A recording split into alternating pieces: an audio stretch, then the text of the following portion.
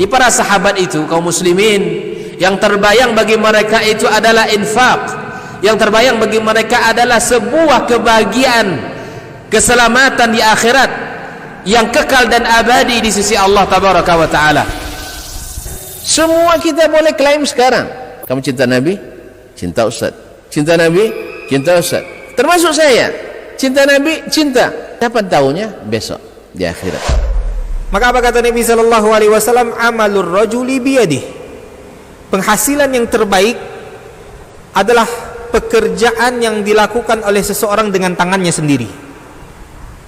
Wa kullu bai'in mabrur. Dan setiap jual beli yang mabrur. Ini aktivitas ini membantu saya di akhirat atau akan menyulitkan saya di akhirat? Kalau seandainya perbuatan itu ternyata akan menyulitkan kita di akhirat kelak, tinggalkan perbuatan itu.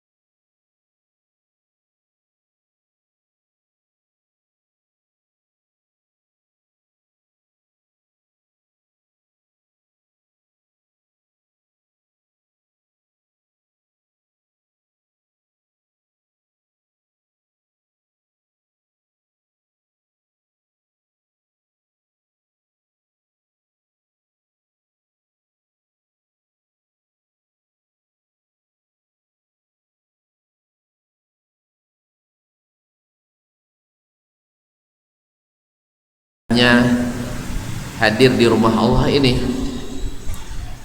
salah satu dari tempat yang paling dicintai Allah. Ahabbul biqa'i ilallahil masajid. Tempat yang paling dicintai Allah adalah masjid-masjid. Melaksanakan suatu ibadah yang paling mendekatkan hamba kepada Allah. Aqrabu ma yakunul abdu ila rabbih wa huwa sajid. Sedekat-dekatnya hamba kepada Allah, kepada Rabbnya adalah di saat dia sedang sujud. Mendirikan ibadah yang menjadi andalan kita yang akan dihisab pertama kali. Bila diterima, diterima amalan yang lain, ditolak, ditolak amalan yang lain. Itu ibadah salat. Awwalu ma yuhasabu alaihi al-'abdu yaumal qiyamati as-salat.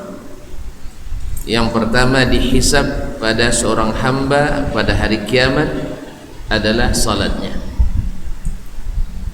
Kemudian kita hadir pula di majlis yang alhamdulillah menghadirkan rahmat Allah, menimbulkan ketenangan dan ketentraman jiwa, dan di akhir majlis dihiasi dengan maghfirah min Allah, dan dibanggakan di masyarakat kelas atas, di malaikat, di kalangan malaikat Allah Subhanahu wa taala. Oleh itu marilah kita bersyukur atas nikmat yang besar ini. Semoga dengan syukur itu nikmat ini semakin terasa nikmat oleh kita. sehingga tidak sedikit pun ada terasa berat langkah kita, dan semakin hari semakin terasa indah majelis ini, karena majelis seperti ini insyaallah dibangun di atas taqwa, dan siapa yang bersahabat di sini insyaallah berkekalan sampai ke surga. Amin ya rabbal alamin.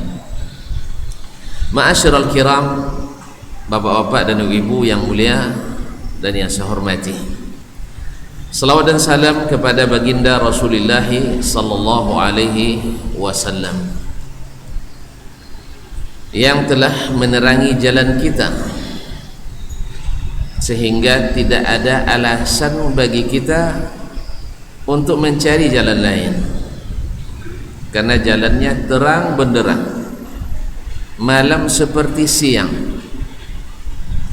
Tinggal kita mengikuti dengan hemat dan teliti, sehingga kita tidak menyimpang daripadanya, karena Nabi katakan la yazighu anha illa halik. Tidak ada yang menyimpang sedikit pun darinya kecuali binasa, kecuali rusak.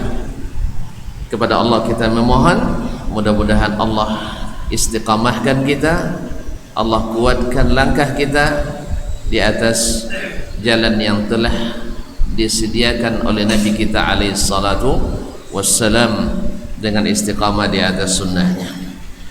Ma'asyiral muslimin, ma'asyiral muslimat yang dirahmati Allah, semua orang tahu bagaimana tingginya nilai iman dan Islam itu, bagaimana mahalnya suatu hidayah. Tetapi tidak semua orang diberikan Allah subhanahu wa ta'ala. Dia ingin, tetapi ada saja penghalang.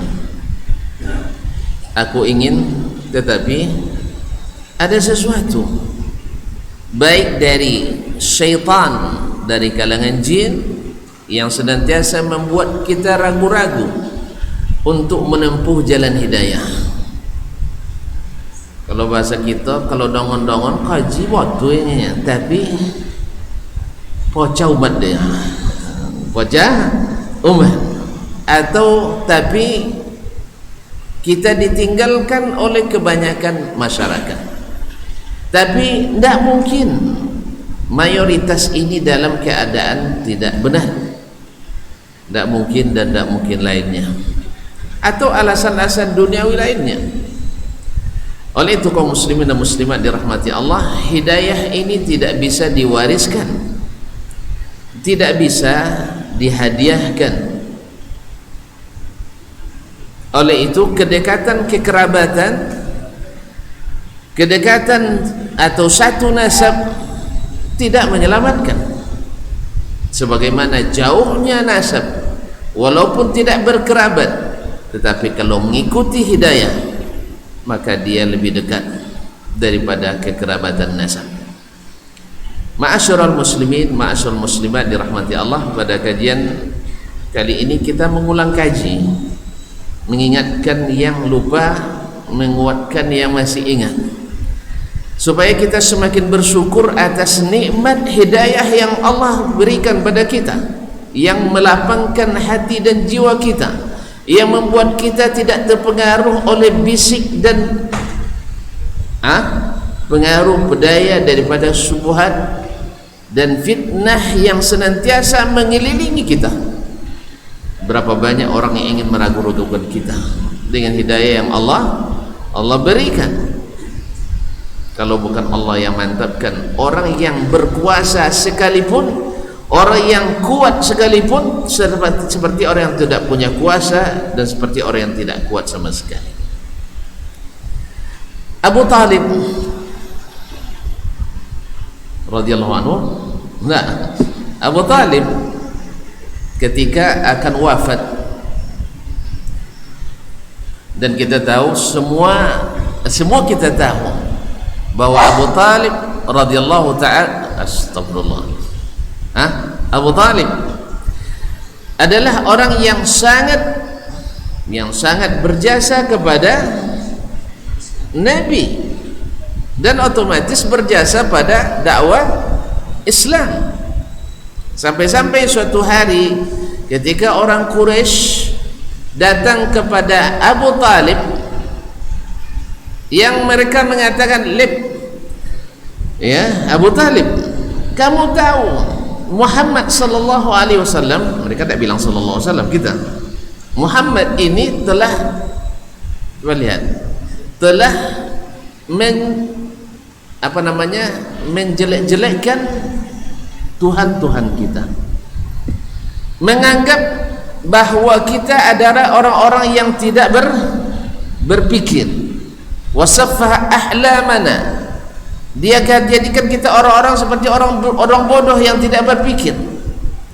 Kemudian dia rendahkan orang-orang tua kita, nenek moyang kita yang telah merintis agama ini. Ma'asyarul kiram, padahal engkau dengan kami sama akidah. Nah, kalau kau bisa suruh dia berhenti berdakwah atau serahkan pada kami. Kalau tidak bisa ada nyelasin, cek kami, ben kami nyelasin. Subhanallah. Akhirnya Abu Talib datang ke Nabi alaihissalam, "Ya ibna akhi, sesungguhnya qaumaka atawni wa qalu kadza wa kadza." Sesungguhnya kaummu datang kepadaku dan mengatakan ini dan itu, tuntutannya kepadamu. Wa arju alla tukallifani ma la utiq. Tolong Muhammad, jangan bebani saya dengan sesuatu yang saya tidak sanggup memikulnya. Ini bahasa apa nih? Bahasa menyerah. Nabi SAW memahami itu, seolah-olah, saya kata seolah-olah pamanku sudah berserah diri, tidak bisa lagi membela. Begitulah lebih kurang dipahami oleh Nabi SAW. Tetapi kekuatan iman, kekuatan yang Allah berikan, Nabi katakan kepada pamannya Abu Talib bahwa dia itu berdakwah bukan untuk berkuasa, bahwa beliau berdakwah bukan untuk mendapatkan banyak harta, bahwa beliau berdakwah bukan untuk menjatuhkan dan merendahkan budaya, bahwa beliau berdakwah bukan untuk mengambil kekuasaan orang-orang yang berkuasa, tidak, tetapi adalah karena menegakkan agama Allah Subhanahu wa ta'ala. Walaupun orang-orang Quraisy menuduh Nabi memutus hubungan silaturahim, memecah belah umat. Betul. Makanya bahasa memecah belah umat yang dipakai untuk menolak dakwah kebenaran hari ini sama. Ini diadopsi dari bahasa orang-orang Quraisy dulu, walaupun yang mengatakannya umat Islam sendiri. Ya kan, tidak jarang kita dengar kalau dakwah sunnah saja tidak menerima selain sunnah, memecah belah umat. Tapi kalau terima dakwah selain sunnah berarti menyatukan umat. Subhanallah. Sesuatu yang sama keyakinan kita kepadanya tidak bisa menyatukan, justru yang kita berbeda-beda keyakinan terhadapnya bisa menyatukan. Masuk dah. Kita selera makan saja, yang satu pemakan, seorang pepuasa, bisa kodok jalan? Bisa kodok jalan? Uang kelompok ini dan sama ini puasa tahu yuk deh. Terus serang kaum muslimin, baru selera makan, apalagi yang agama dan keyakinan, amalan yang kita harapkan mendapatkan pahala lalu berbeda-beda, itu yang menyatukan. Demi Allah tidak. Walaupun ikhtilaf itu jaiz, bahwa pendapat ulama memang tidak satu, sebagaimana dulu sahabat juga tidak satu pendapatnya, tetapi semuanya masih dalam ruang lingkup dalil dan bisa dimaknai dari dalil yang ada, bukan karena mengada-ngada. Ini yang bedanya. Ikhtilaf betul, tidak mungkin kita satukan umat dalam satu pendapat, bahwa mazhab fikih yang 4 tidak bisa kita hilangkan dan wajib kita akui, dan kita mengakui. Tidak wajib pun mesti kita akui. bahwasanya kita sendiri tidak juga sependapat. Ya, orang yang satu pun manhajnya tidak mungkin satu pendapat, maka harus dibedakan antara manhaj dengan ijtihad. Kadang-kadang ada awak lepo ngaji kan, mak ustaz tu pendek janggu nak semanhaj jawabnya. Ini bukan manhaj kaum muslim. Nah, dipendek janggu dia kan, dipotong dia di atas genggaman. Sebagian salah paham, di atas si kau potong dah. Ini hadis Ibnu Umar kan, karena yaqussu fawqal qabdah, dia memotong di atas satu genggam. Nya karena di atas sikonya, dia siko potong dia tinggi tak naul. Maksud Abdullah bin Umar adalah di sini. Nah, jadi kaum muslimin dan muslimat dirahmati Allah, dia khilaf di antara sahabat. Itu bukan manhaj namanya. Itu adalah ijtihad yang berbeda dari seorang alim kepada alim yang lain. Atau sekarang di masa pandemi ini banyak mazhab sekarang, mazhab maskeriyin dengan mazhab ghairun maskeriyin. Ada mazhab ahli masker dan ada mazhab ahli penentang masker, bahkan ada relawan anti masker. Tidak apa-apa, biasa. Yang nak pakai masker alhamdulillah, yang tidak melanggar aturan. Melanggar aturan tak? Mudah-mudahan tak berdosa ya, tapi melanggar aturan. Mohon maaf ini. Kaum muslimin dan muslimat dirahmati Allah. Ada yang tidak mau lalu berubah dari manhaj. Berubah manhaj Allah pakai masker, tidak taat waliul. Nah, bahaya kaum muslim. Bukan.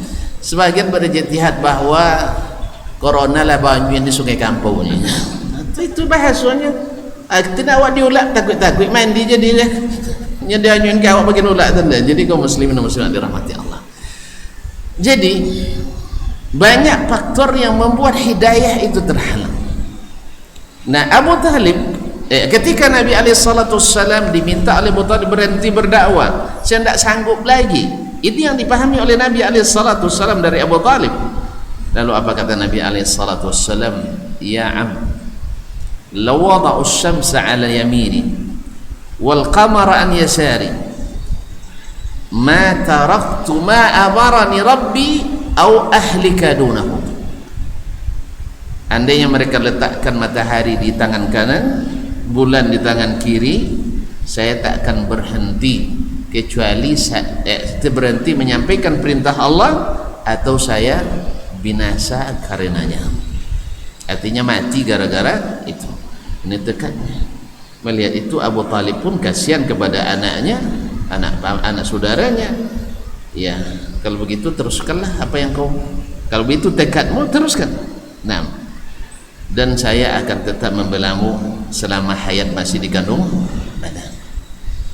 Kaum muslimin dan muslimat, di saat beliau akan meninggal, lihat, orang kadang-kadang menjelang meninggal bahkan mulai sakit saja dah berpikir mati kan. Sakit orang dah mulai berpikir untuk mati. Dan Abu Talib ketika akan meninggal, lihat, orang-orang kafir pun gigih untuk membela kekufuran. Orang-orang pembawa kebatilan juga gigih membela kebatilan. Maka ahlul haq, orang-orang yang berada di atas kebenaran, jangan sampai kalah gigih membela kebenaran. Ya, orang kita lihat sendiri kaum muslimin dan muslimat dirahmati Allah. Orang-orang yang misalnya orang-orang yang jelas-jelas keliru dan salah. Misalnya paham komunis, keliru atau salah? Keliru atau salah? Banyak yang membela? Banyak? Tidak ada. Siko tidak ada sih. Nah, kaum muslimin dan muslimat dirahmati Allah SWT. Atau paham Syiah misalnya, atau liberal dan sebagainya. Banyak yang membela? Banyak? Banyak benda? Banyak. Dan kekufuran lebih banyak daripada keimanan. Mana yang banyak, orang Islam atau orang kafir? Baik. Kaum muslimin dan muslimat dirahmati Allah. Orang-orang yang berada di dalam kesesatan pun gigih untuk mempertahankan dan menjajakan kesesatannya. Maka orang-orang beriman harus tidak boleh kalah gigih memperjuangkan kebenaran. Maka Nabi SAW ketika itu datang ke Nabi sallallahu alaihi wasallam dalam hadis yang diriwayatkan oleh Imam Al-Bukhari rahimahullah dari Sa'id bin Musayyib dari bapaknya Musayyib ibn Hazan bahwasanya lamma hadarat Abu Talib al-wafat, ketika datang ajalnya Abu Talib, nanti maksudnya menjelang wafatnya, ja'ahu Rasulullah sallallahu alaihi wasallam, datang kepadanya Rasulullah sallallahu alaihi wasallam. Karena rumahnya udah beda kan, Nabi kan udah dewasa sekarang, udah beristri dia, udah beranak pula, istrinya udah mati pun, Khadijah pun sudah meninggal radhiyallahu anha. Datanglah Nabi alaihi salatu wassalam, fawajada indahu Aba Jahlin. Ditemukan di situ ada Abu Jahal. Ngapain Abu Jahal? Jaga gawang. jaga gawang, jangan sampai lewat ini, jangan sampai lewat. Mereka mencari juga kawan-kawannya ya mereka bilang tidak neraka sih, kita yang masuk neraka katanya. Orang-orang Quraisy dulu mereka juga meyakini masuk surga, mereka merakarkan dalam kebenaran. Nabi yang katanya murtad, gila, dusta, murtad, penyair, tukang tenung dan sebagainya. Mereka tidak mengakui Nabi sallallahu alaihi wasallam. Maka mereka berupaya untuk menjaga Abu Talib. Bersamanya ada Abu Jahal dan Abdullah bin Abi Umayyah. Abdullah bin Abi Umayyah ibn al-Mughirah. Faqal, lalu Nabi alaihi salatu wassalam tak buang-buang waktu. Tidak nanya pula Abu Jahal ngapain di sini, tidak ada. Padahal ya kan? Dia tertunjukkan ya ammi, dia langsung ya am, qul la ilaha illallah, katakan la ilaha illallah. Subhanallah, kalimatan uhajju biha laka indallah, hanya satu kalimat la ilaha illallah, berat baginya. Subhanallah, kaum muslimin dan muslimat dirahmati Allah. Kalimat ini aku jadikan alasan di hadapan Allah untuk membelamu ya ammi, wahai paman. Subhanallah, kaum muslimin dan muslimat. Jadi dakwah itu sampai detik nafas terakhir, sebelum gharghar masih berakar, masih ya sebelum ditenggorokan dia masih bisa. Sebagaimana seorang anak Yahudi, lihat kaum muslimin dan muslimat. Sekarang kan kita ya kalau ada sedikit kerjasama sama Yahudi kafir gitu ya. Ya kaum muslimin, Nabi tak pernah melarang kita untuk berjualan dengan orang kafir, jelas, selama mengikuti syariat. Tetapi kalau ada hal-hal yang sifatnya keputusan waliul amri, boikot, kita boikot. Tapi kalau kita sendiri nak boikot silakan, tetapi jangan menyalahkan orang yang tidak ikut. Ya antum misalnya biasa makan keju, kalau tidak makan keju tidak bisa makan. Ini keju di Perancis nawanya itu mati. Nah, atau motor bos sudah beli Made Perancis, sudah itu dibakau, elok. Ya tidak, ini bukan boikot yang syar'i. Ini boikot yang buang-buang harta, ini dilarang dalam Islam. Ya sebagian masya Allah mengapresiasi dibuang-buangnya makanan yang sudah terbeli. Masuk boikot itu bukan membuang yang sudah ada, yang belum jangan dibeli lagi. Kalau membuang-buang harta itu yang halal itu diharamkan dalam Islam, jelas. Maka Nabi alaihi salatu wasallam perang sama Yahudi, perang sama orang Romawi, tapi alat-alat yang diambil dari mereka dibuang, alat perang yang diambil dari mereka dibuang, enggak. Yang sudah kita miliki ambil. Tapi yang sebelum ada jangan dibeli lagi. Kalau ada orang kaya nak cepat melepaskannya bagi semua orang miskin, jangan dibuang-buang, beri sama orang miskin, kan halal kan? Halal. Nah, ini adalah tindakan yang tidak terpuji, tetapi karena kita semangat yang tidak diarahkan dengan ilmu, kadang-kadang justru mengapresiasi. Kalau motor pijet di bako, bapak pijet sama Pigiot berapa je? 3 juta tu ada tipe dan tak ada tipe tu saya. Nah, jadi kaum muslimin dan muslimat dirahmati Allah SWT.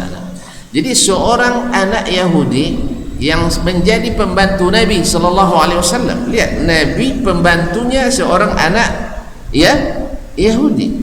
Di waktu damai kita damai, waktu perang kita perang. Kaum muslimin dan muslimat dirahmati Allah. Ketika anak itu akan meninggal, Nabi datang. Lalu kata Nabi SAW, aslim taslam, masuk Islam kamu selamat. Qul la ilaha illallah Muhammadur Rasulullah. Lalu dia lihat ayahnya karena sudah mendapatkan bagaimana cerita sang anak tentang kebaikan Nabi SAW di rumahnya, tentu dia merasa berhutang budi. Anaknya begitu dimuliakan. Tapi kaum muslimin dan muslimat, ini anak Yahudi kok datang Nabi, datang menziarahi ketika sakit. Siapa memang tu anak? Ya tak? Hanya seorang anak Yahudi yang tak terkenal, Nabi datang menjenguknya. Pada Nabi adalah khairul bashar, sayyidul anam. Tetapi begitulah Rasulullah SAW sangat harisun alaikum, sangat bersungguh-sungguh menyampaikan hidayah kepada kalian. Ma'asyiral kiram. Lalu apa kata anaknya? Kata ayahnya, ati' Abul Qasim, ati' Abul Qasim, ikuti apa yang diminta oleh Abul Qasim. Ayahnya kan tidak beriman, jadi tidak bilangnya Rasulullah, dibilangnya Abul Qasim. Itu adalah kunyahnya Nabi SAW. Ikuti apa yang dikatakan Abu Qasim. Ayat dia katakan, asyhadu an la ilaha illallah wa asyhadu anna Muhammadar Rasulullah. Fafadat ruhuh. Selesai mengucapkan itu, maka langsung dia meninggal. Apa kata Nabi SAW? Alhamdulillahilladzi najjahu Allahu minan nar. Alhamdulillah, sampai berkaca-kaca mata Nabi SAW. Alhamdulillah yang telah menyelamatkan dia dari api neraka. Baiklah kaum muslimin dan muslimat. Abu Jahal, siapa tadi? Abu Talib disuruh oleh atau diminta dengan bahasa memelas oleh Nabi SAW kepada pamannya, kalimat yang aku bela dengannya kamu di hadapan Allah hari kiamat. Tapi di situ ada syaitan, 2 syaitan, ya, yang mengganggu. Makanya kaum muslimin dan muslimat, syaitan-syaitan jangan setan-setan yang mengganggu jangan sampai didekati. Jangan didekati. Syaitan-syaitan yang buat ragu-ragu dijauhi. Syaitan-syaitan yang bikin was-was, yang membuat syubhat ya syaitan, ya, bukan orang, ya. Kaum muslimin dan muslimat dirahmati Allah. Abu Jahal, ketika Abu Talib ditawarin itu oleh Nabi SAW, dia katakan, atarghabu an millati Abdul Muttalib? Ya Abu Talib, kamu nak boleh berpaling dari agama ayahmu Abdul Muttalib? Kan ayahnya Abdul Muttalib, kan? Ya, mana yang lebih kamu hormati, ayahmu kah atau keponakanmu? Ini bahasanya bahasa menjebak kaum muslimin. Mana taat ke ayah bodoh taat ke kemanakan? Taat kemanakan mau anda wak taat ke ayah? Thank you lah dah. Akhirnya Abu Talib akhirnya memilih untuk ikut ayahnya. Bal mata ala millati Abdul Muttalib. Dia mati dalam keadaan tetap di atas agama Abdul Muttalib. Artinya tetap dalam kekufurannya. Dalam satu riwayat, apa yang membuat Abu Talib ini tidak mau? Coba bayangkan kaum muslimin dan muslimat rahmati Allah. Menjelang mati pun masih ada rasa malu, takut malu gitu. Takut malu. Begitulah hidayah kalau tidak masuk. Kalau begitulah hidayah kalau tidak masuk. Kita setelah mati untuk apa lagi malu? Karena ada orang kadang-kadang pernah orang ngancam gitu. Awas kalau mati mati tak kami kubur ni. Taib. Haji kalau mati tak kubur doang ada masalah? Sampai mati tak kubur doang berdosa? Tak? Malu tak? Weh, malu? Tak ada malu lah, tak apa malu. Dosa tak ada lagi. Maka yang penting kita menutup hidup ini dengan la ilaha illallah, menutup kehidupan ini dengan husnul khatimah. Soal orang nanti tak mandikan kita, orang tak kapani kita, orang tak menguburkan kita, yang berdosa mereka, kita tak berdosa. Ya, makanya kata-kata yang ngancam jadi itu cara jelek apa je dah. Jin kubur lah. Kalian masuk koran sudah itu suai. Yang akan malu yang hidup, yang mati tak ada malu lagi. Itu ada malu lah. Kak sampai malu mati tak mau kena mandin. Ikan bapak pegang badan sudah, walaupun berkali tangan, kamu kena mandi. Mau coba mandi?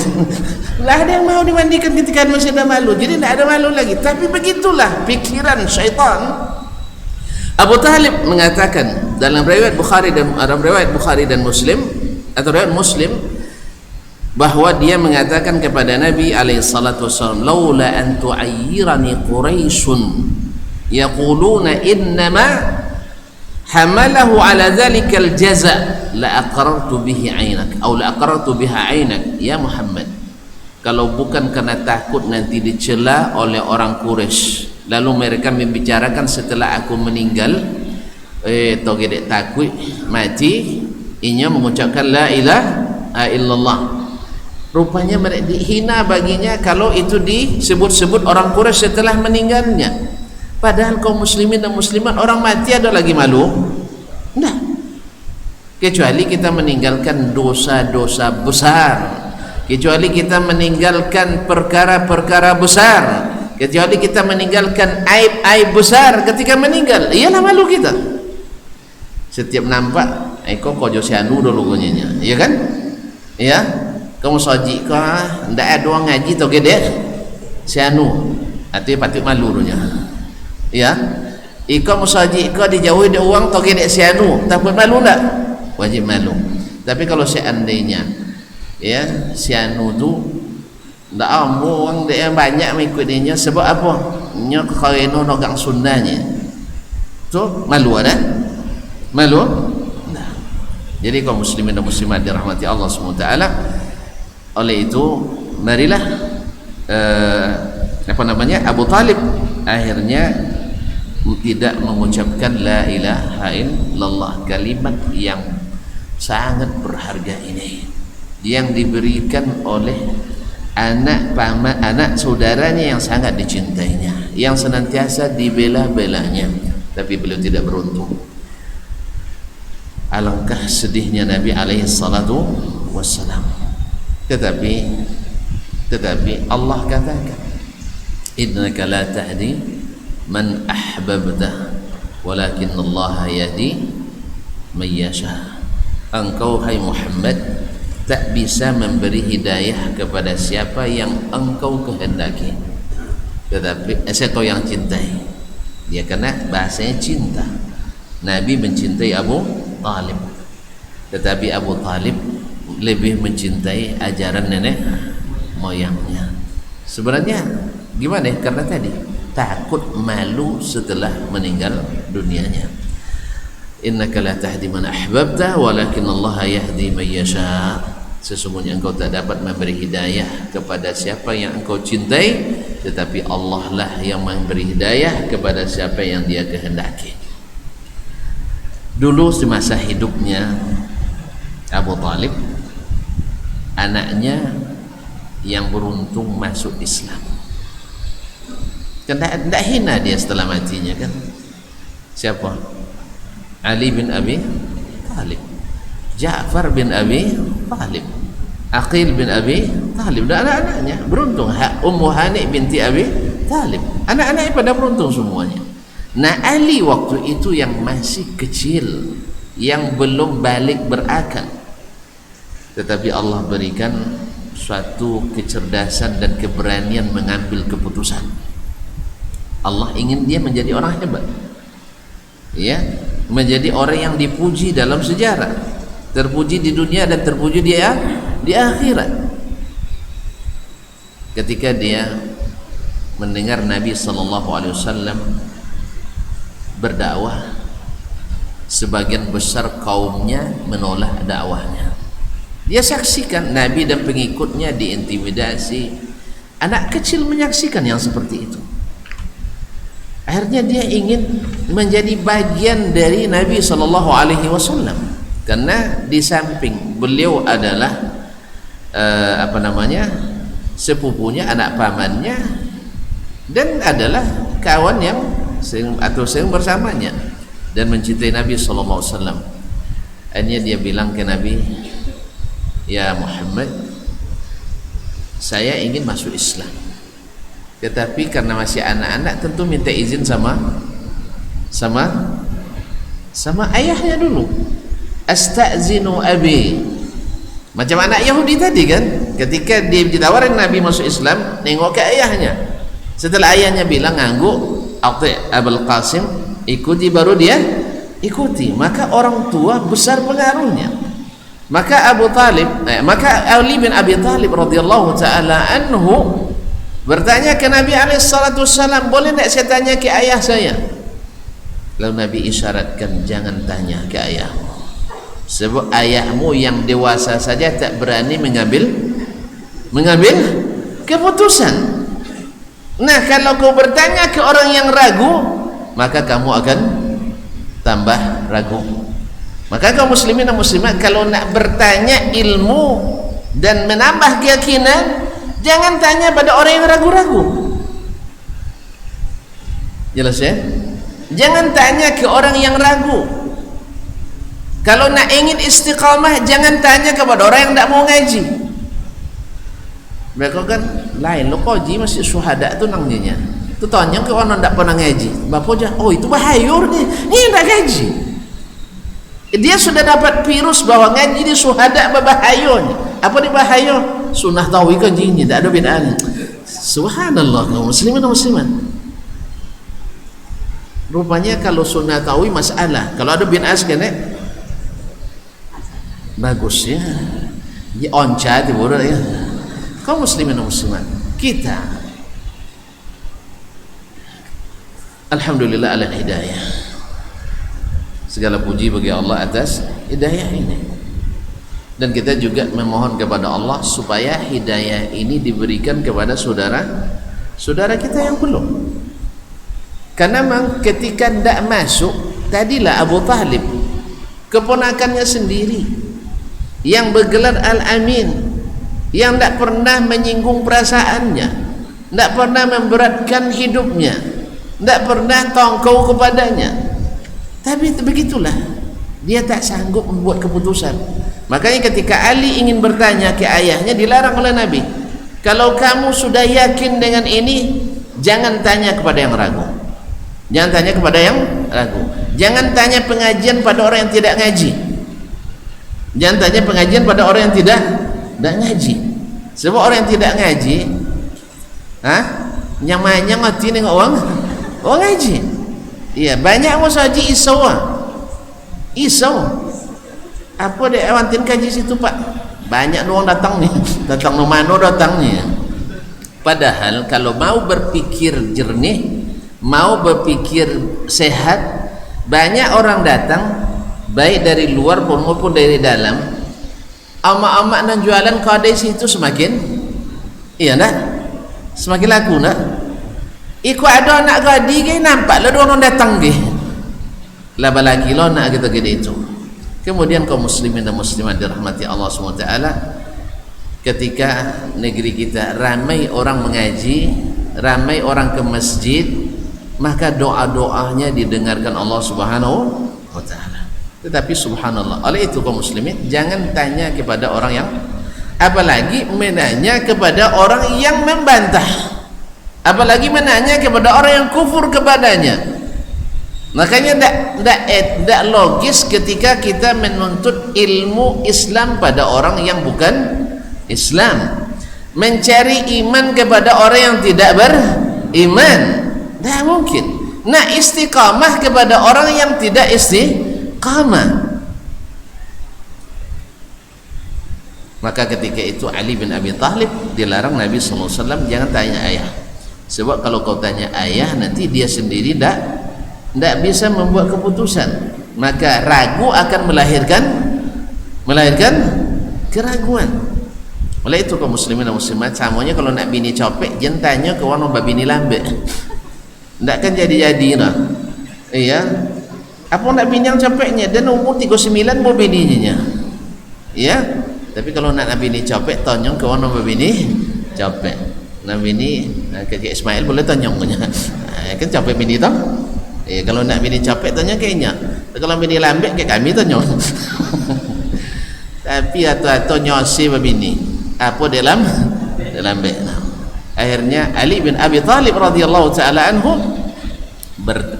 langsung mengucapkan la ilaha asyhadu an la ilaha illallah. Jadilah dia tercatat sepanjang sejarah umat sampai hari kiamat.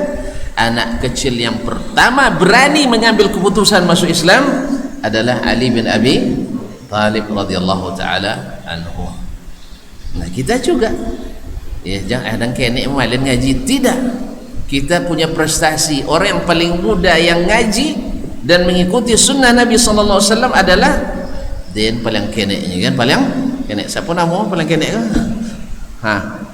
Nah, Masya Allah. Hayakumullah, semoga Allah catat menjadi ahli surga, amin. Kaum muslimin dan muslimat dirahmati Allah SWT. Masuk waktu. Ada kisah cik tapi panjang. Selepas isya. Solat isya dulu. Apa adalah zantai? Hayakumullah. Fadhal.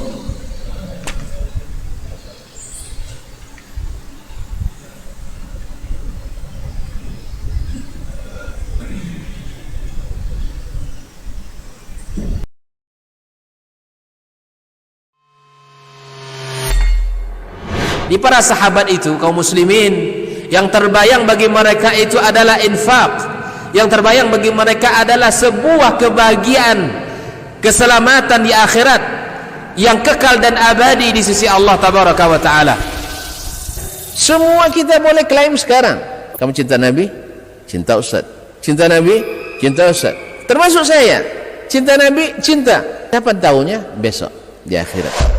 Maka apa kata Nabi sallallahu alaihi wasallam? Amalur rajuli biyadih. Penghasilan yang terbaik adalah pekerjaan yang dilakukan oleh seseorang dengan tangannya sendiri. Wa kullu bai'in mabrur. Dan setiap jual beli yang mabrur. Ini aktivitas ini membantu saya di akhirat atau akan menyulitkan saya di akhirat. Kalau seandainya perbuatan itu ternyata akan menyulitkan kita di akhirat kelak, tinggalkan perbuatan itu.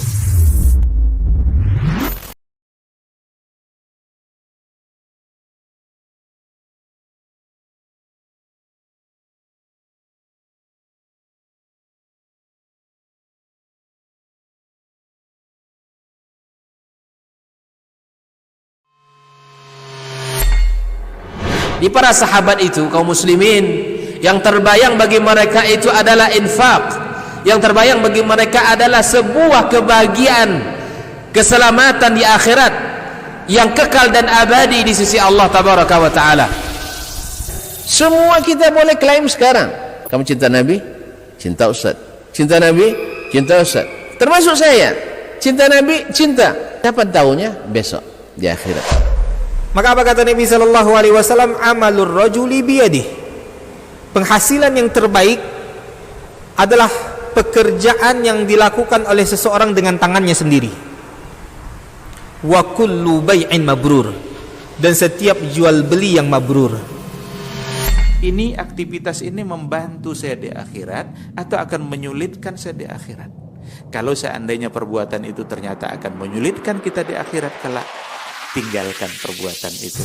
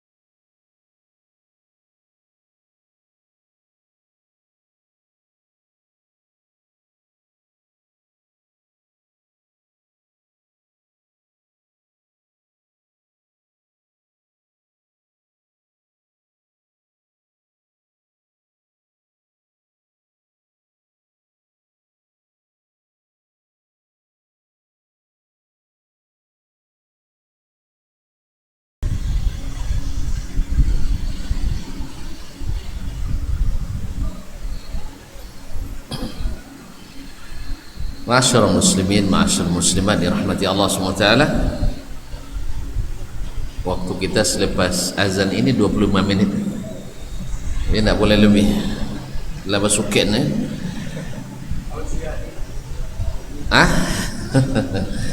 Ziyadah boleh nambah tapi kena sanksi kan.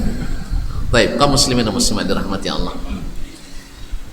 Kisah lain yang menunjukkan bahwasanya ada orang yang ingin sekali mendapatkan hidayah dan dia sudah mendapatkan keterangan yang meyakinkan, tidak ada keraguan padanya, tapi tetap terhalangi untuk menikmatinya karena ada penghalang. Yang sebenarnya penghalang itu kalau dia bisa melewati itu hanya sekedar dugaannya saja, hanya sekedar ketakutan yang menghantuinya, yang sebenarnya tidak terjadi. Kita lihat orang-orang besar sebelum masuk Islam, setelah masuk Islam tambah besar. Sebelum masuk Islam mereka orang-orang hebat, setelah masuk Islam tambah hebat. Contohnya Abu Sufyan sendiri dulu adalah ketua kepala kaumnya, setelah masuk Islam jadi orang hebat. Maka anaknya Muawiyah bin Abi Sufyan menjadi awwalu mulukil Arab, orang pertama yang menjadi raja di kalangan orang Arab dalam Islam. Dulu emaknya Muawiyah ini ketika Muawiyah masih kanak-kanak, masih kecil lagi, orang-orang wanita-wanita Quraisy waktu itu bilang ke emaknya, ini anak cerdas sekali, ini mudah-mudahan jadi rajanya orang Arab. Kata emaknya, bukan raja orang Arab, raja orang Arab dan Ajam katanya. Jadi bukan hanya raja orang Arab, tapi raja orang Arab dan Ajam. Subhanallah, tingginya himmahnya orang tua ini. Dan akhirnya memang Muawiyah menjadi rajanya orang Arab dan orang Ajam. Raja Islam pertama Muawiyah bin Abi Sufyan radhiyallahu taala anhu wa nabi. Kaum muslimin dan muslimat dirahmati Allah Subhanahu wa taala. Heraklius, kaisar Rom di wilayah kekuasaan Romawi Timur, waktu itu berada di Palestina, di Baitul Maqdis, di Elia atau di Gaza sekarang. Dia pada suatu malam bermimpi, mimpi yang membuat dia seperti Fir'aun dulu mimpi, bahwa akan ada manusia lain yang akan menguasai kekuasaannya itu. Ketika dia pagi-pagi bangun dan hadir di kantornya, ya di singgasananya, para penggawanya melihat, malah kalian saya hari ini kok tampilannya sangat keruh gitu, tidak seperti biasanya ceria. Lalu dia bilang, ini ihtalamul barih, saya melihat mimpi semalam, anna malikal khitan qad zahar, bahwa rajanya orang berkhitan, orang yang bersunat, orang yang bersunat sudah mulai nampak kekuasaannya. Lalu para menterinya, para penggawanya mengatakan, kita tidak tahu ada yang bersunat kecuali orang Yahudi, karena Yahudi memang bersunat juga. Sunnata abikum Ibrahim, sunnahnya Nabi Ibrahim alaihissalam. Ibrahim punya anak Ishak dan Ismail. Ismail orang Arab, nah Ishak orang Yahudi. Jadi batuknya orang Yahudi itu Ishak. Dah, Ishak punya anak Yakub. Yakub ayahnya Yusuf dengan 12 saudara. 12 saudara inilah Bani Israel itu. 12 suku dari anak Yakub alaihissalam, dari Ibrahim alaihissalam. Jadi mereka bersunat sebagaimana orang Arab bersunat juga karena dari keturunan Ismail alaihissalam. Jadi para apanya mengatakan di sini tidak ada yang bersunat kecuali orang Yahudi. Maka para pembisiknya waktu itu teringat pula pembisik-pembisik Fir'aun dulu, bunuh saja seluruh orang Yahudi, kita tangkapin semua orang Yahudi kita bunuh. Memang nasib Yahudi ini kena usir terus, ya tongkol-tongkol itu masalahnya. Jadi setiap kemanapun mereka terusir. Jadi di Romawi mereka adalah orang-orang yang terusir, cuma pandai menyogok itu masalah, pandai nyogok. Jadi memang Yahudi ahli sogok. Jadi siapa nak pandai nyogok belajar ke Yahudi. Kaum muslimin dan muslimat dirahmati Allah, mereka bisa memberikan apapun, bahkan wanita pun mereka berikan untuk nyogok. Allah musta'an. Jadi Heraklius bilang, "Enggak, ini bukan Yahudi.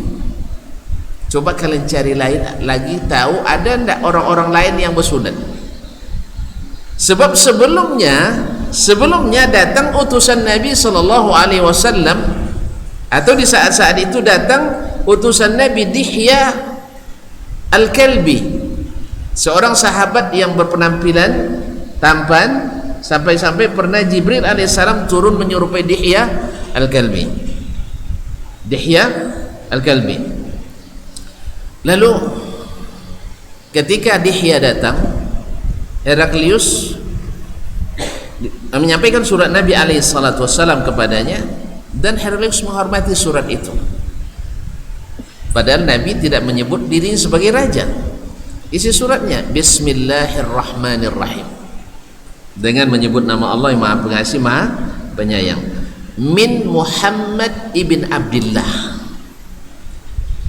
min Muhammad bin Abdullah, Abdillahi wa Rasulih, dari Muhammad bin Abdullah, hamba Allah dan Rasulnya, ila Herakl azimur Rum, kepada Heraklius pembesar Romawi. Jadi Nabi subhanallah, jadi khitab kawan-kawan kaum muslimin muslimat dirahmati Allah, kita kepada mad'u, tolong jangan pakai kata-kata yang merusak hati. Ya, kadang-kadang kita semangat pula untuk merendahkan orang, ya, padahal sesama muslim. Jangan memakai kata-kata yang tidak menyenangkan. Kalau dia buaya, panggil buaya, jangan bilang buaya. Kan kita mau mendakwakan yang hak juga dengan cara yang hak. Ini Nabi SAW yang didakwanya orang kafir, tapi dia kan azim, pembesarnya, kaisar azimir Rum. Maka hindarilah kata-kata yang tidak menyenangkan, sekalipun orang tersebut tidak sependapat dengan kita, tidak sepaham dengan kita, karena dakwah itu harus juga disampaikan dengan cara yang hak. Padahal Nabi bisa saja bilang ilal kafir ya, ilal kafir Heraklius, tidak ada masalah sebenarnya, tapi tidak, dia letakkan posisinya azimir Rum. Coba lihat, jelas ya. Jadi tinggalkan kata-kata yang merusak hati, merusak hubungan sesama manusia, bahkan apalagi sesama kaum muslimin. Ya, hindari kata-kata yang merendahkan, karena sesungguhnya kita sebenarnya bukan untuk mencela, tapi untuk mengajak dan berdakwah. Karena sesungguhnya kita tidak tahu, orang yang belum dapat hidayah hari ini mungkin besok lebih duluan dari kita dapat hidayah dan masuk surga lebih duluan dari kita tidak tahu. Maka tidak baik kita menggunakan kata-kata yang mendiskreditkan, kata-kata yang merendahkan, kata-kata yang menghina dan sebagainya. Kalau orang lain menghina kita, sebagaimana Nabi juga dihina. Nabi dibilang majnun, gila. Kita kan tidak bilang gila kan, paling-paling dibilang koi koji, itu aja. Soalnya kan tidak dikoi dah. Dek koi toso di hati masih koi. Begitu tuh kan tidak koi lah. Hah? Kalau koi berarti hati masih koi. Kaum muslimin dan muslimat, kita menyampaikan yang disampaikan oleh yang sangat lembut, Rasulullah sallallahu alaihi wasallam. Kita menyampaikan ayat Al-Quran dan hadis Nabi alaihissalatu wassalam, tetapi orang-orang yang mendengar waktu itu keras baginya sehingga Nabi dituduh memecah belah umat. Kaum muslimin dan muslimat dirahmati Allah. Ila Hirakl azim Rum, pembesarnya orang Romawi. Pembesarnya orang Romawi. Assalamu ala man ittaba'al huda. Semoga salam keselamatan bagi siapapun yang mengikuti hidayah. Karena dia belum Islam kan, maka dia bilang assalamualaikum. Lakin assalamu ala man ittaba'al huda. Keselamatan bagi siapa yang mengikuti hidayah. Kalau dia ikut hidayah. Nah, kaum muslimin dan muslimat dirahmati Allah, sebelum surat ini sebelum surat ini atau sesudahnya dibacakan kepada ini Heraklius yang isinya tadi aslim taslam, masuk Islamlah kamu, kamu selamat. Selamat apa? Kekuasaannya selamat, karena tidak akan diperangi. Kekuasaannya tidak akan diperangi. Tapi kalau dia tidak Islam dan menghalangi dakwah, kemungkinan diperangi. Perang dua martabat, kalah atau menang. Kalau kalah habis kerajaan, kalau menang diulang lagi. Itu kan ada ulangannya lagi. Oleh sebab itu kaum muslimin dan muslimat, jadi masuk Islamlah kamu selamat, kekuasaanmu selamat, kerajaanmu selamat, rakyatmu selamat, dan kamu selamat di dunia dan di akhirat. Ya, baik.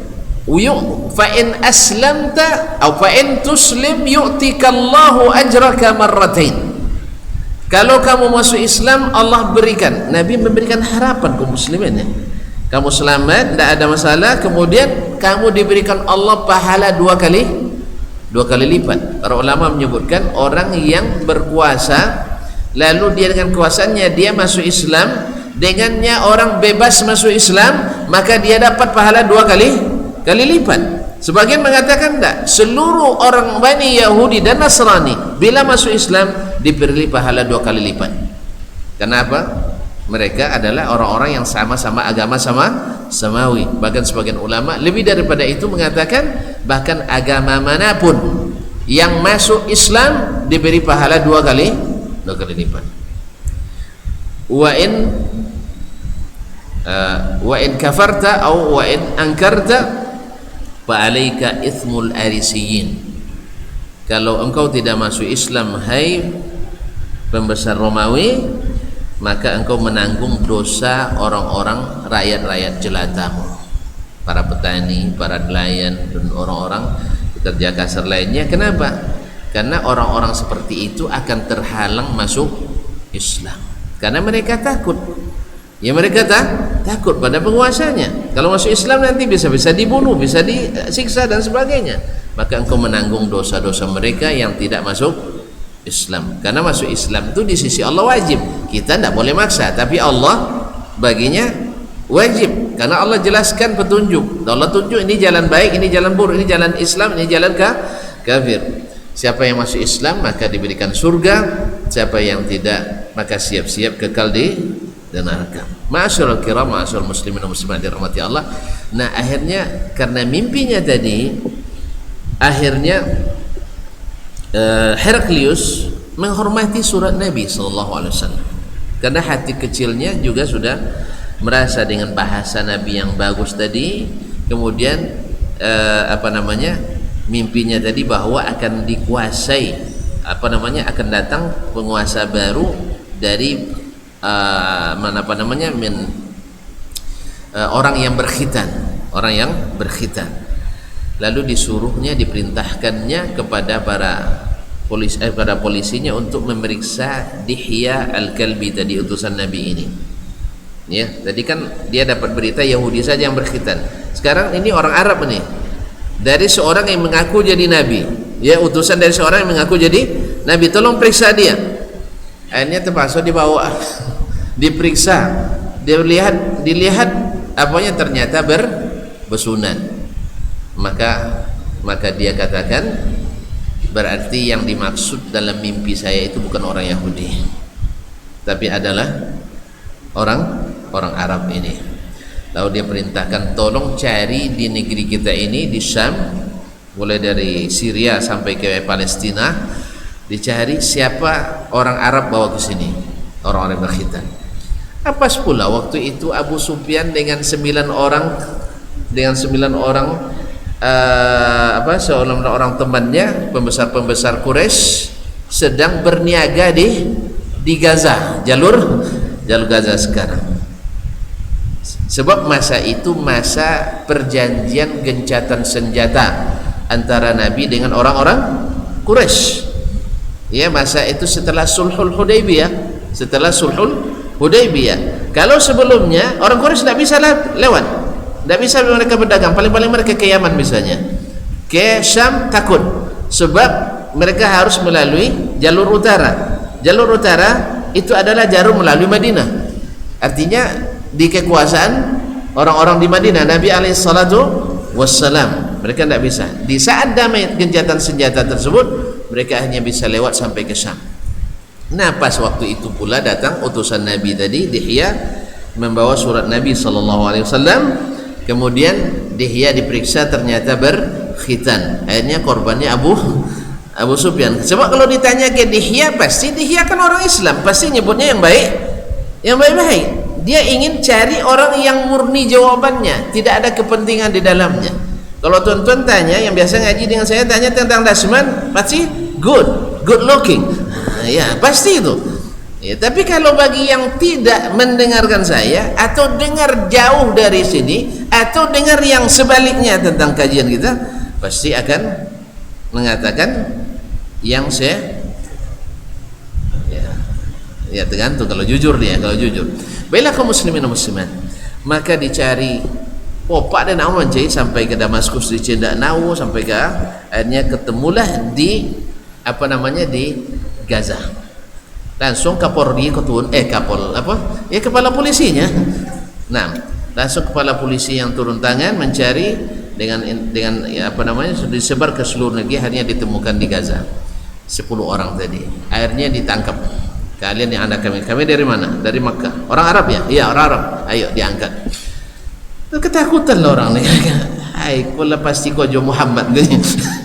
Ini dikiolan Muhammad lama adu kan? Akhirnya dibawalah mereka di depan Heraklius. Lalu Heraklius bertanya, kalian pengikut Muhammad atau tidak? Tidak. Kami justru memusuhinya. Terus kata Heraklius, siapa di antara kalian yang paling dekat nasabnya dengan laki-laki yang mengaku Nabi ini, Muhammad ini? Lalu Abu Sufyan dibilang, saya yang paling dekat nasabnya. Saya yang paling dekat. Yaitu Abu Sufyan paling dekat nasabnya dengan Nabi SAW. Akhirnya dipanggil Abu Sufyan, didekatkan ke Heraklius, dan yang 9 orang disuruh duduk di belakang sehingga tidak terlihat oleh Abu Sufyan. Sebab dia syaratkan, kalau saya akan nanya ini ketua kalian ini, kalau dia bilang sesuatu dusta, kasih kode, jangan bilang suara nanti ketahuan, kena lampang nanti.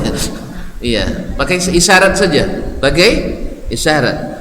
Bahkan sebenarnya kata Abu Sufyan, kalaupun saya bohong waktu itu, tak ada yang berani nanti mendustakan saya tuh. Pasti onggong sodor, pasti dianggukkan. Sebab nanti pas pulang nanti diperiksa, siapa tadi nyambut dan duto aja kan? Ya, dia penguasanya. Tapi kata Abu Sufyan, laula anni khashitu ay ya'thiru anni al-kadhiba la kadzabtu yawma idzin. Kalau bukan karena takut saya pernah berbohong dan bahan cerita di Makkah nanti wong pendutosan saya, sebab disebut pendusta sekali, jadi takut dia disebut pendusta, maka dia tak berani berbohong pada waktu itu. Ini dikatakan oleh Abu Sufyan setelah masuk Islamnya. Jadi dia katakan sesungguhnya jujur seperti apa adanya. Banyak pertanyaannya, tapi karena waktu dibatasi oleh beliau, diantaranya adalah, ya, apakah dia, pertama ditanya kaifa huwa fikum, bagaimana dia di kalangan kalian. Abu Sufyan mulai semangat mencaci, kan orang gila, jendulin julenya, orang gila, pendusta, tukang sihir dan sebagainya. Kata Heraklius, stop, saya tidak suruh kamu mencaci dia, saya tidak suruh kamu mencela dia, saya ingin bertanya keadaannya, saya tidak perlu provokasi. Nah, kalau gitu silakan tanya, kaifa nasabuhu fikum, bagaimana nasab? Oh, dia nasabnya nasab tinggi, nasab tinggi. Ya, orang tuanya, keluarganya orang-orang terpandang di Mekah. Taib. Hal kana ahadun mimman qablahu yad'u bima da'a ilaih? Adakah orang dulu sebelum dia yang mendakwahkan ini? Kata mereka tidak ada, hanya dia sendiri. Taib, hal kana min ajdadi wa min abahi malik? Ada enggak raja dari kalangan keluarganya dulu? Juga enggak ada. Sebab kalau seandainya ada raja berarti dia menuntut kerajaannya dan seterusnya. Berbagai pertanyaan dijawab secara jujur oleh, sampai ditanya siapa pengikutnya, dijawab oleh Abu Sufyan, rata-rata pengikutnya orang-orang lemah, orang-orang bawah, orang-orang kelas bawah. Iya, pada waktu itu kan Abdurrahman ibn Auf kan belum masuk Islam kan. Kaum muslimin dan muslimat pada umumnya adalah orang-orang lemah, maksudnya di awal-awal. Lalu apakah mereka semakin berkurang atau semakin bertambah? Dijawab semakin bertambah. Nah, begitulah pengikut para nabi, awalnya diikuti oleh orang-orang lemah dan semakin ditekan semakin bertambah. Alhamdulillah, Islam semakin ditekan di Amerika semakin membludak umat Islam di sana. Insyaallah di Perancis semakin ditekan semakin membludak, di Italia semakin ditekan semakin membludak. Di Indonesia enggak, kita enggak ditekan, alhamdulillah lapang. Indonesia alhamdulillah lapang. Alhamdulillah. Masa awak Islam banyak kena tokannya, amo aja. Tidak mungkin kaum muslimin dan muslimat. Umat Islam kan mayoritas Indonesia. Tidak kena doang, tidak kena bunuh, kena awak. Nah, baiklah kaum muslimin dan muslimat dirahmati Allah Subhanahu wa taala. Jadi ternyata memang pengikut Nabi itu semakin bertambah, tidak semakin berkurang. Umat Islam juga semakin bertambah dan tidak akan semakin berkurang. Alhamdulillah di Amerika, sejak Amerika gencar memproklamirkan gerakan anti teroris dan melekatkan terorisme kepada umat Islam, maka umat Islam semakin banyak di Amerika. Nya semakin sabui doang tu tertarik. Contoh apa bano kaji Islam dunia kan? Ti wali dah terjemah Al-Quran, mak oncak kosan. Walilah Sahih Bukhari dah. Mantap maninya. Ndak ada no sabui dan nang dia akhirnya can itu je. Nyawa dulu kan ngaji can itu je. Jangan ngaji syuhada nya. Wahabi nya. Apa Wahabi nang? Ndak dapat jalin asun non masuk Wahabi. Kosan Wahabi tu Maha Pemberi dari Allah Subhanahu wa taala. Suka mambai kosan. Alhamdulillah. Jadi suatu-suatu musaji sudah dan nang ni. Serupanya setelah ngaji kita mudah kita mengeluarkan infak kita. Kalau ndak ngaji boleh. Kalau ngaji semakin ringan, walaupun hanya 1.000 sehari, 2.000 sepekan, 3.000 sebulan, 1.000.000.000 2 tahun. Ya itu. Jadi serasa mudah. Sebab apa? Rupanya harta semakin diberikan semakin bertambah, tidak semakin berkurang. Setidaknya semakin tambah bahagia dalam hati kita. Wallahu musta'an.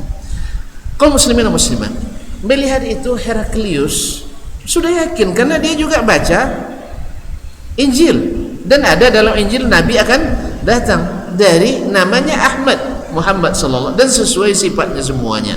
Alladzina atainahumul kitab ya'rifunahu kama ya'rifuna abna'ahum. Cuman ketika dilihatnya para pendekar agamanya,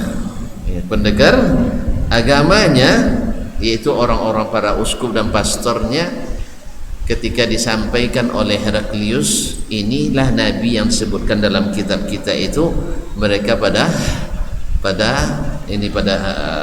berontak, menolak. Tak bisa lah. Nanti usak masyarakat Nasrani nanti gara-gara ini. Akhirnya dia tidak jadi menikmati indahnya hidayah tersebut dan akhirnya mati dalam keadaan tidak Islam. Kaum muslimin dan muslimat dirahmatillah, begitulah hidayah itu kaum muslimin, memang sangat mahal sehingga kalau didapat jangan disia-siakan. Kaum muslimin dan muslimat dirahmati Allah, kesimpulannya adalah bahwa hidayah itu pemberian Allah dan oleh sebab itu kita minta kepadanya. Keinginan kita saja belum tentu belum tentu mendapatkannya. Cinan belum tentu. Abu Talib sebenarnya ingin, Heraklius ingin, tetapi tidak diberikan. Oleh sebab itu mesti kita minta ihdinas siratal mustaqim, dan diminta juga dengan usaha. Kita minta hasil, misalnya ikan kita besar-besar, tentu diusahakan dengan kasih pakan yang sehat-sehat, ya kan? Gota kita harus banyak, banyak gota kan? Tentu diberi pupuk yang sehat. Sawit kita atau jualan kita harus laku misalnya, maka berjualan dengan jujur dan sebagainya. Kaum muslimin dan muslimat dirahmati Allah, usaha kita mencari hidayah diantaranya adalah dengan senantiasa berada di majelis ilmu. Yang ketiga, jauh dari atau menjauhi lingkungan yang tidak mendorong kita dapat hidayah, kecuali kita dekat dalam rangka berdakwah. Misalnya ada lingkungan yang hidayahnya tidak terlihat, ya, tetapi kita perlu mendakwahi lingkungan itu, dan kalau kita kokoh itu adalah usaha yang luar biasa. Yang keempat, karena dia mahal maka kita harus bersemangat, semoga semakin banyak yang mendapatkannya, sebab yang mengajak orang dapat hidayah dapat pahala seperti orang itu. La yahdiyallahu bika rajulan wahidan khairul laka min humurin na'am, kata Nabi SAW. Andainya Allah beri hidayah kepada satu orang dengan perantaraanmu, lebih baik daripada kamu memiliki unta merah. Unta merah itu mahal katanya. Saya belum pernah nengok. Ustaz pernah nengok Ustaz? Enggak juga ya. Mungkin enggak level kita nengoknya barangkali.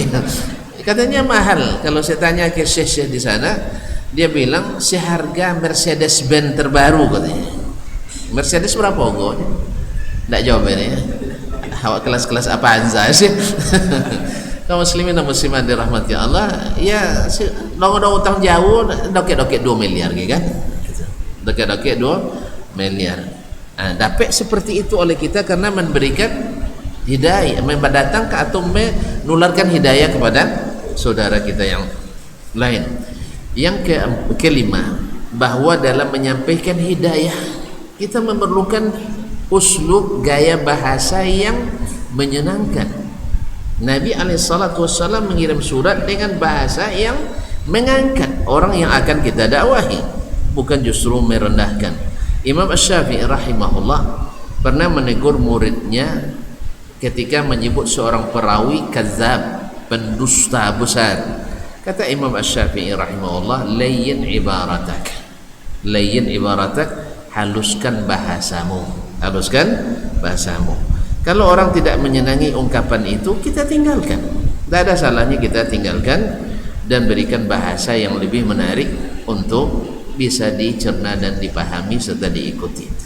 Yang ketujuh, kalau orang-orang penyeru kebatilan bersekongkol dan bersemangat untuk menegakkan kebatilannya dengan kekuatan dana, kekuatan tenaga, kekuatan harta, kekuatan jabatan, kekuatan kekuasaan dan sebagainya, maka ahlul haq yang berdasarkan Alkitab dan Sunnah mengikuti pahaman as-salafus salih harus lebih memanfaatkan segala lini dan tingkatan tersebut untuk menopang dakwah kebenaran yang kita yakini ini.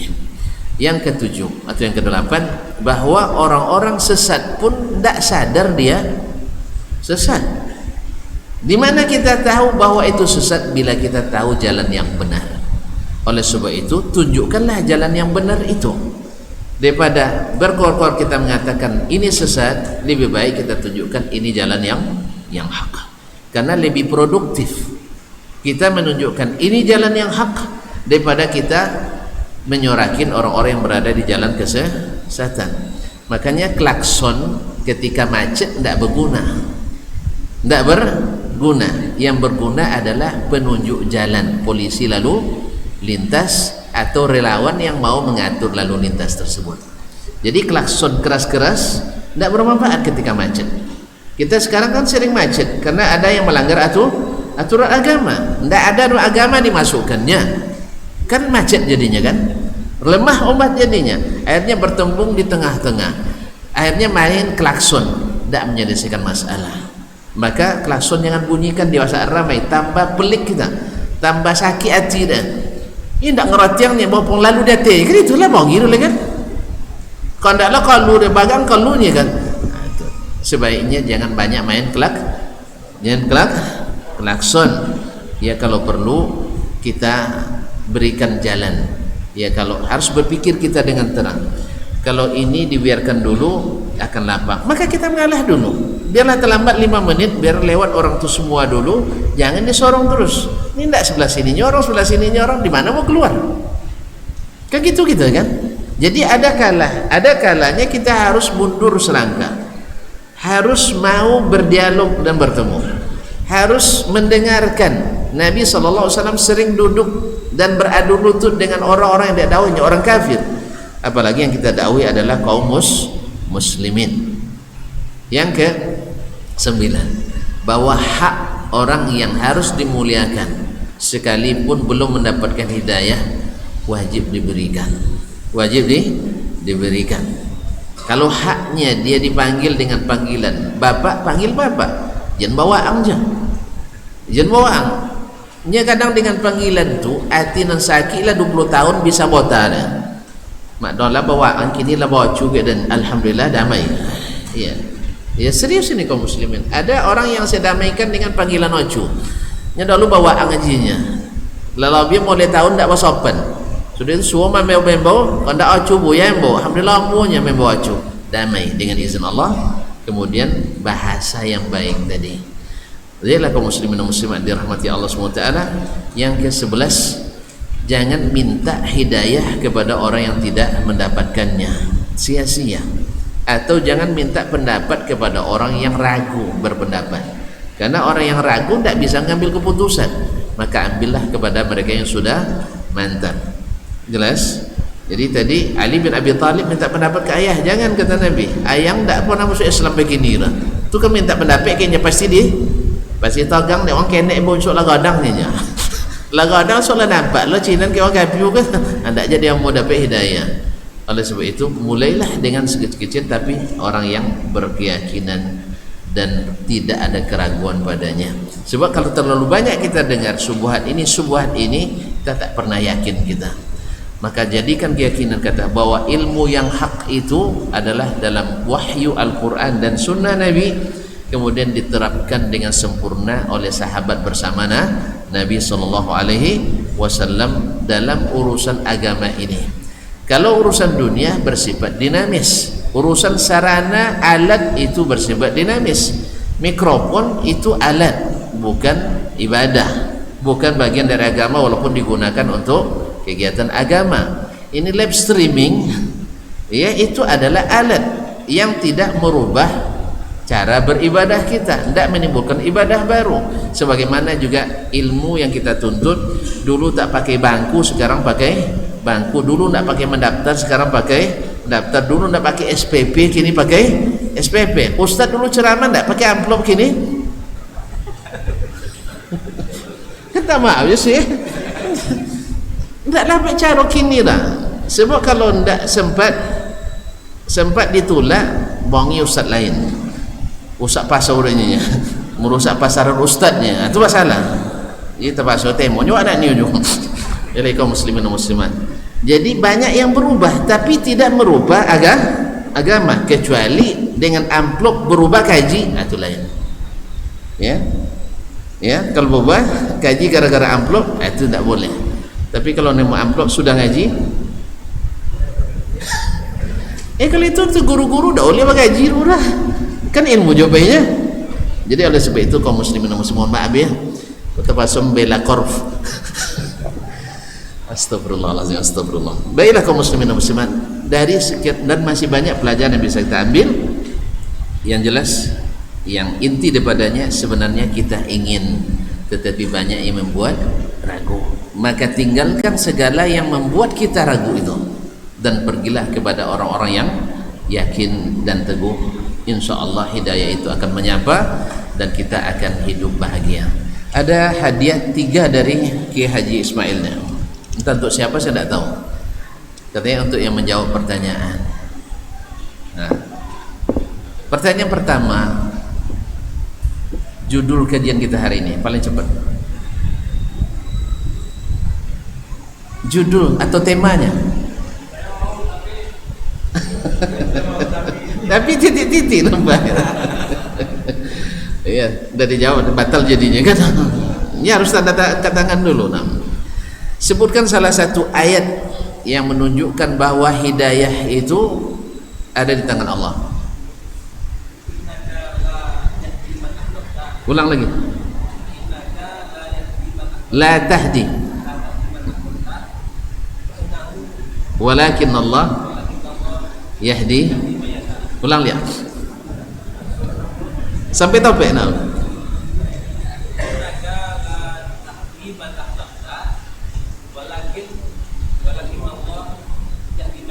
yahdi may yasha. Jazakallah, fadhal. Tapi tidak sama warna ada sih. Pilih ya. Nah, hayakallah, barakallahu fiik. Baik, ada hadis tadi yang kita sebutkan bahwa memberikan hidayah atau seseorang dapat hidayah melalui kita lebih baik dari titik-titik. Nah, silakan. Enggak. Baca hadisnya. Maknanya. Syekh. Baca hadisnya. Atau maknanya aja, maknanya aja. Lepas sabun makna tadi mah. Yaitu seseorang mendapat hidayah melalui kamu lebih baik daripada memiliki onta merah. Baik. Tahun berapa atau tahun apa Abu Sufyan dengan kawan-kawan tadi pergi ke Syam dan bertemu dengan Heraklius? Kau sebut tadi di masa perjanjian Hudaybiyah, setelah Hudaybiyah. Ahsan, silakan. Jadi setelah perjanjian Hudaybiyah, sebelumnya mereka tidak bisa karena masih suasana belum gencatan senjata, tapi setelah Hudaybiyah terjadi gencatan senjata. Dan orang-orang dulu, masya Allah, orang Islam dari dulu selalu menepati janji. Yang selalu membatalkan adalah orang-orang kafir. Taib. Apa namanya? Siapa yang bisa menyebutkan isi surat Nabi ke Heraklius? Panjang. Pendek semua tadi, 2 barisnya.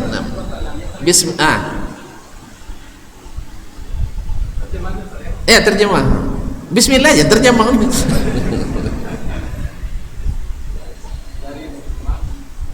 Enggak, bismillah dulu. Bismillahirrahmanirrahim. Ayo.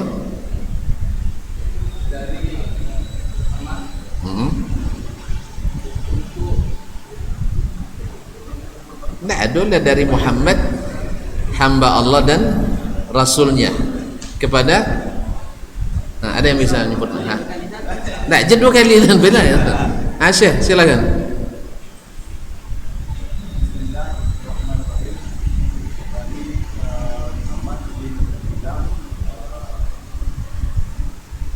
Hamba Allah dan Rasulnya.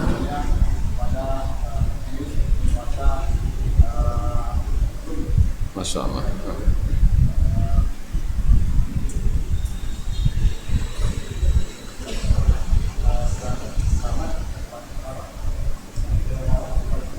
Masuk Islam lah kamu.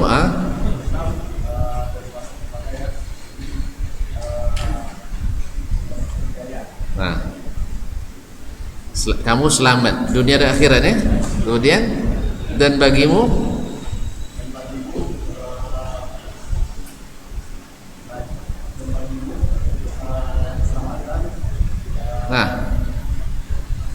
pahala 2 kali lipat. Taib. Kalau enggak, tanggung dosa orang sodor. Taib, silakan. Silakan. Barakallahu fiik. Ada pertanyaan? Alhamdulillah, memang jauh langsung sodo. Terima kasih, kita tutup sampai di sini. Mudah-mudahan bermanfaat. Salah dan silap mohon dimaafkan. Wassalamualaikum bihamdik, asyhadu an la ilaha illa anta, astaghfiruka wa atubu ilaik. Wassalamualaikum warahmatullahi wabarakatuh. Di para sahabat itu, kaum muslimin, yang terbayang bagi mereka itu adalah infak, yang terbayang bagi mereka adalah sebuah kebahagiaan, keselamatan di akhirat yang kekal dan abadi di sisi Allah tabaraka wa taala. Semua kita boleh klaim sekarang. Kamu cinta Nabi? Cinta Ustaz. Cinta Nabi? Cinta Ustaz. Termasuk saya. Cinta Nabi? Cinta. Kapan tahunya? Besok di akhirat. Maka apa kata Nabi sallallahu alaihi wasallam? Amalur rajuli biyadih.